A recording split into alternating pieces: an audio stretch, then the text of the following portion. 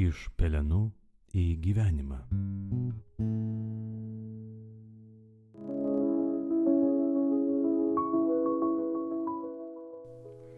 Viešpatie Jėzau, padėk man išgirsti tavo žodį, pamilti jį, suprasti ir pagal jį gyventi.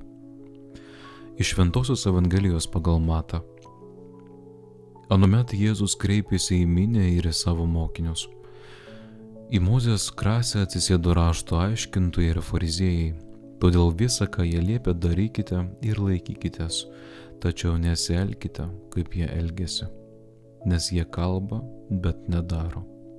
Jie riša sunkias, nepakeliamas naštas ir krauna žmonėms ant pečių, o patys nenori jų nė pirštų pajudinti. Jie visą, ką daro, kad būtų žmonių matomi. Jie pasiplatina maldos diržus ir pasididina apsiaustus purgas. Jie mėgsta pirmasias vietas pokyliuose bei pirmasias kėdes sinagogose. Mėgsta sveikinimus turgaus aikštėse ir trokšta, kad žmonės vadintų juos rabi. O jūs nesivadinkite rabi, nes turite vienintelį mokytoją, o jūs visi esate broliai. Ir ne vieno savo tarpe nevadinkite tėvų, nes turite vienintelį tėvą danguje. Taip pat nesivadinkite mokytojais, nes jūsų vienintelis mokytojas yra Kristus. Kas iš jūsų didesnis, tebūnie jums tarnas, nes kas save aukština, bus pažemintas, o kas save žemina, bus išaukštintas. Tai Viešpaties žodis.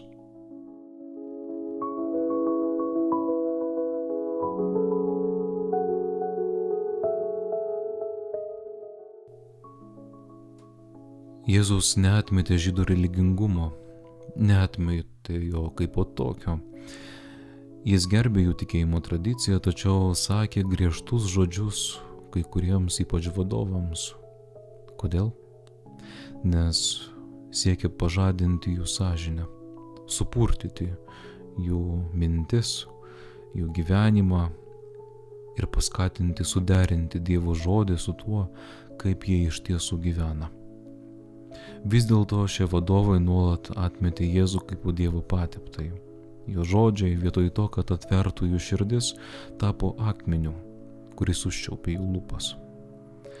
Jie negalėjo pripažinti tiesos, nes tada būtų turėję peržvelgti visą savo mąstyseną, savo gyvenimą ir keisti požiūrį netgi į patį Jėzų. Iš to, ką galima pasimokyti visi, tai kad kiekvienas mokinys, tikras Kristaus mokinys, turėtų būti vienintelio mokytojo atspindys. Ne tas, kuris tik kalba gražiai, bet tas, kuris leidžia mokytojo žodžiams įsišaknyti savo širdyje ir visame gyvenime. Tikrasis mokinys nežiūri, nesikoncentruoja tik tais į save. Jis neieško savo garbės nei valdžios. Jis gyvena tuo, kad girdėjo iš mokytojo. Ir mokinys geba perteikti šią žinią kitam žmogui. Žinia, kuri yra vadinama gerąja naujiena. Mokinys geba pamatyti šalia esantį, ištiesia pagalbos ranką ir paduoda kenčiančiam, mylinčią širdį, artimam arba netgi ir priešui. Vienu žodžiu tariant, ten, kur mokytojas ėjo, ten ir mokinys seka. Mokinys vis dėlto išlieka visada mokiniu. Jis neužgožia savo mokytojo. Jo gyvenimas kalba ne apie save, bet apie tą, kurio žodžiai keičia širdis.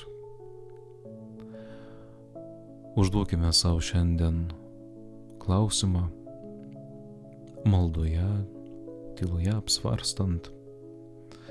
Mano žodžiai, mano darbai, mano gyvenimas, apie ką kalba? Ar kalba tik tais apie mane?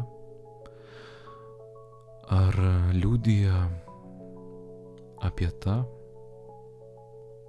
kurio žodžiai keičia širdis.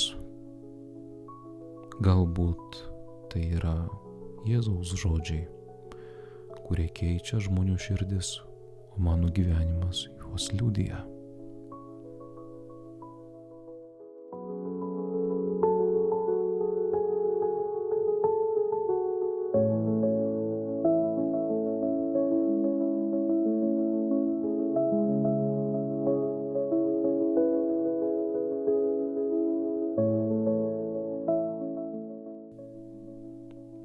Viešpatie, suteik mums stiprybės pažinti tave ir savo gyvenimu liudyti tavo žodžius.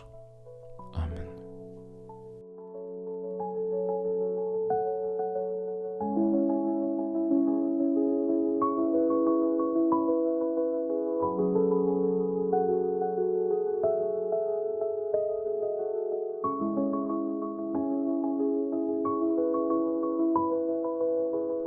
Iš pelenų į gyvenimą.